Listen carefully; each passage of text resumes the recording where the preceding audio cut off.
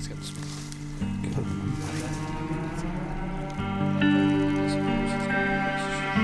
That thing's twice as big as the other night.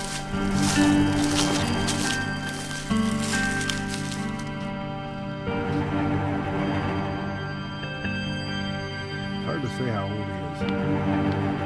He does have a big belly and he does have big back legs. He's got a lot of mass and a good rack for a 3-year-old.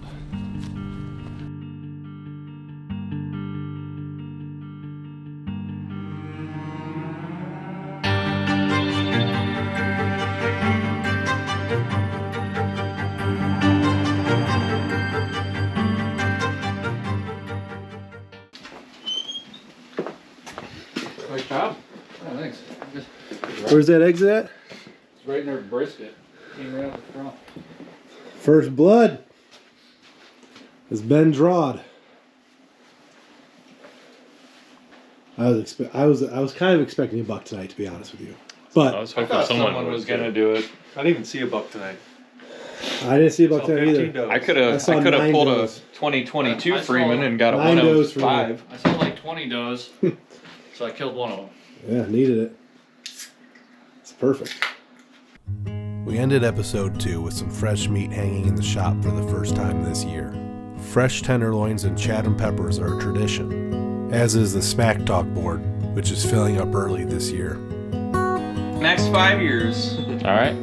I will amount more bone per inch than you do, regardless of the bow that you choose. Regardless of the bow. Regardless of the bow. Okay. 5 years, most bone for the biggest bone.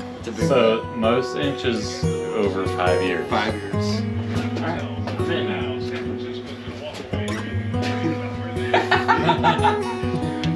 Most bone. Next 5 years. I like your ass on my back, dude. So if you don't shoot anything this year. That would put me at 0. Alright. For our first hunt, we joined Caleb Simon as he goes out solo for the first time this season. Alright guys, day 2 here in Ohio, Sunday afternoon. Very warm, barely any wind. Doing an observation sit tonight. I'm sitting where Ethan actually sat last night. I got some of the only green soybeans left in the area in front of me here. Everything else has started turning or fully turned, so I'm hoping once the sun goes down and the dew point kicks in, this is a spot where I'm going to be able to observe a lot of deer. I'm on an observation sit. There's a couple borderline shooter bucks that have been using this field in the evening, so we'll see if any of them come out in range. If not, definitely be able to gather some intel and get some good footage of some of these up-and-coming deer. I'm assuming I'm going to see a couple of the up-and-coming bucks in this field tonight too.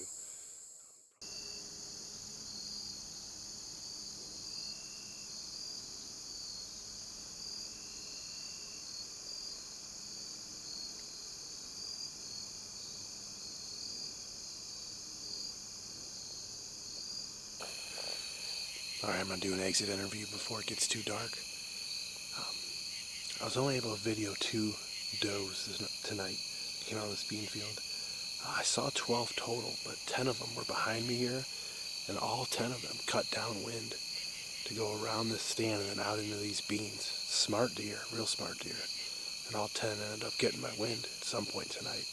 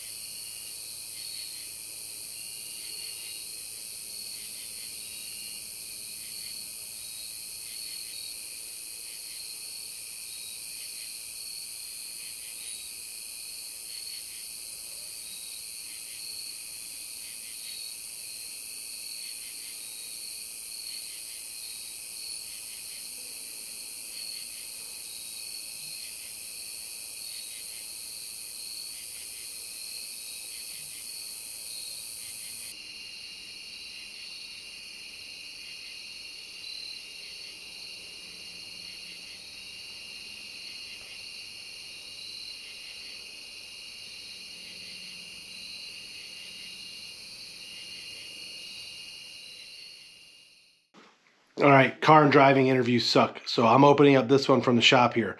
Just finished up doing everything I need in Northeast Ohio before this cold and weather front comes in.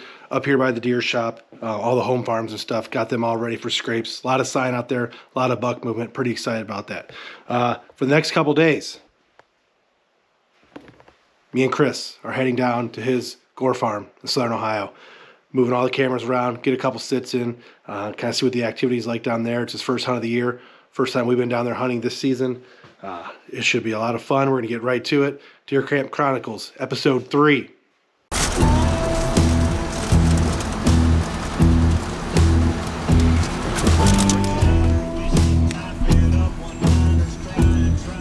Whitetails?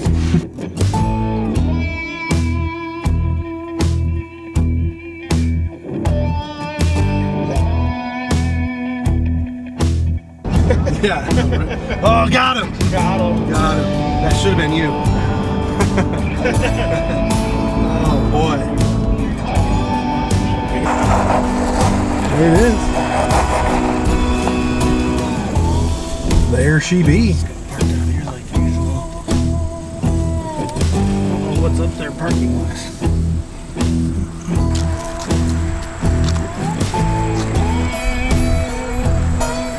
I mean, we talked about it, and here it is. Not a bad view.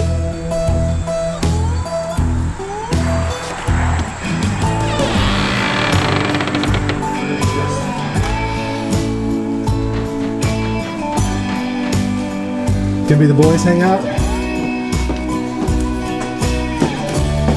Not gonna get cold up here. No. It's a little higher tonight. Yeah, we got room for activities. This'll work. Oh yeah.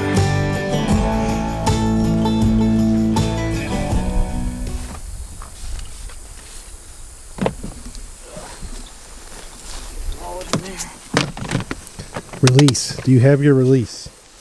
Yes. Okay. That would definitely be something I'd forget though. That would be a problem.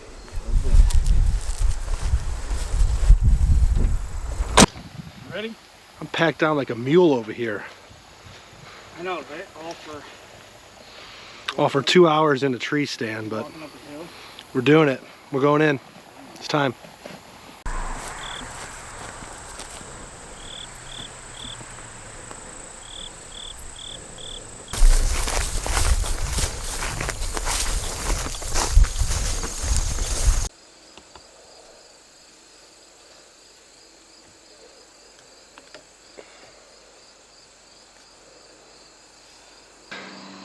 I've hung a lot of stands this year, but for some reason, this one made me sweat more than all the others.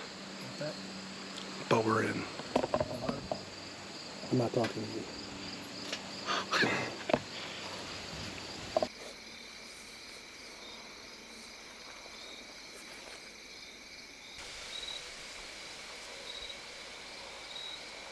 Yeah, it's tall. Little outside the ears. Very white. He's been hanging out up here in this grass. Hmm? He's been getting his antlers bleached in this sunlight. Oh, yeah, absolutely. The grass up there. He's gonna probably try to make his way down here. He's gonna smell us. He's gonna bust us. Those were the shot. He looked to be about an April, small brow tines.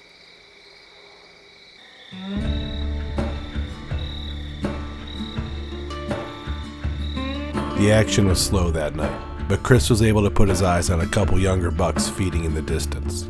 We made it back to the cabin, checked some trail camera cards, and cooked up dinner.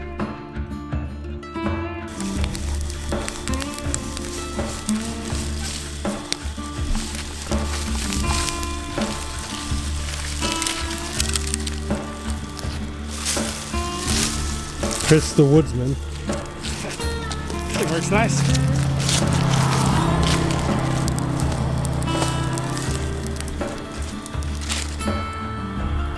You got dinner for us there, Chris? Oh, yeah.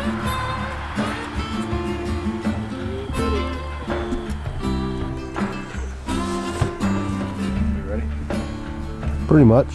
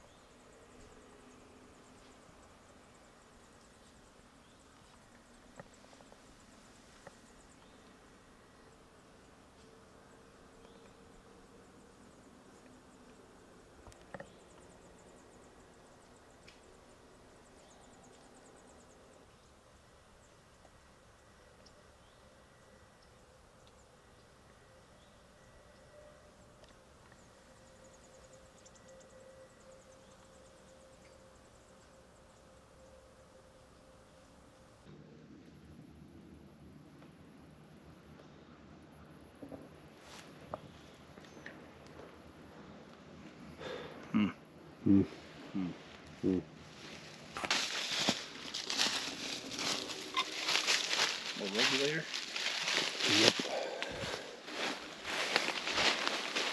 All right, first camera down. This is the first camera that we ever hung down here too. Is it? Yeah, we've had that on the tree since the first time we came down here. That same tree. Oh yeah, and those other two on the pines though. Those Yeah. Big mock scrape right here. Buck already feed in it. Last year we got most of the hitless bucks on this scrape, and already this year one of the hitless bucks is here in June, so pretty exciting. When we check this again later in the year, it's going to be pretty good. Got to stand right there.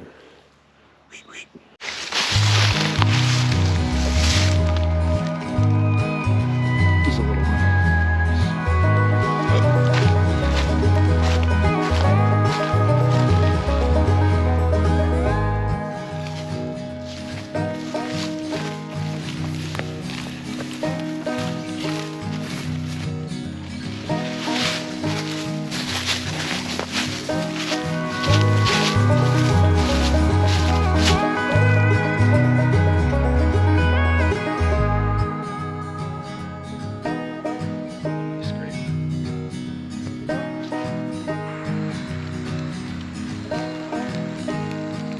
waiting for a buck to come get me. It's the best camera we've ever set up here. A lot of good stuff came off of this. Can't wait to see the giants for this year. Let's get out of here. Let's go. Come on.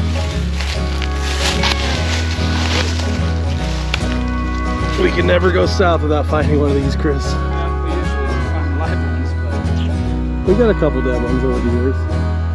Poor guy. I think we also got to thank Jeff for letting us take his truck. yeah, Thanks, Jeff. we would have been tarping the car. There's the cabin, still in construction. Sleeping in it wasn't bad last night. A little bit rough with the drywall dust, but that's the first trip from the Gore camp. We're going to check cameras and get something to eat and head back to the deer shop for tonight. You gotta say bye, cabin. Bye, cabin. Bye, cabin.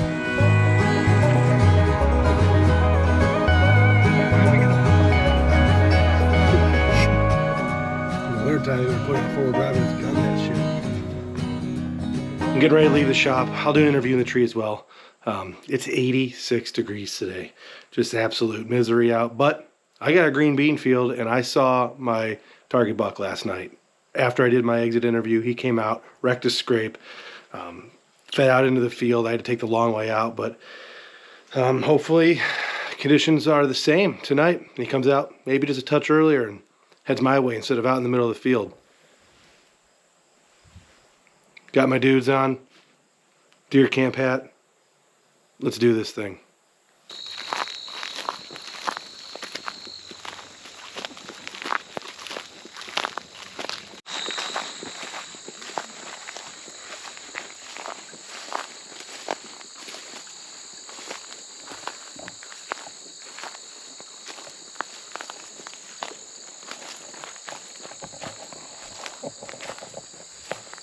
That's the area that the does have all been trying to come in to this open bean field, and it's downwind of me.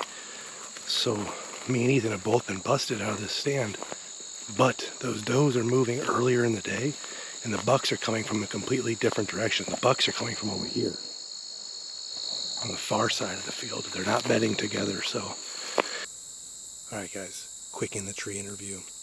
Like I said in the opening, it's 86 degrees. But I have the only green beans in front of me, and last night, right at last light, one of our shooters came out. He stayed about 150 yards away, but I got to videotape him walking through the field, and I know he's feeding in the area, so there's no other play right now. The wind's still good for this stand, for the direction that he came from. Hopefully he just does it a bit earlier tonight. I don't really have any reason why he would get up earlier, but hopefully we get to have another encounter with him.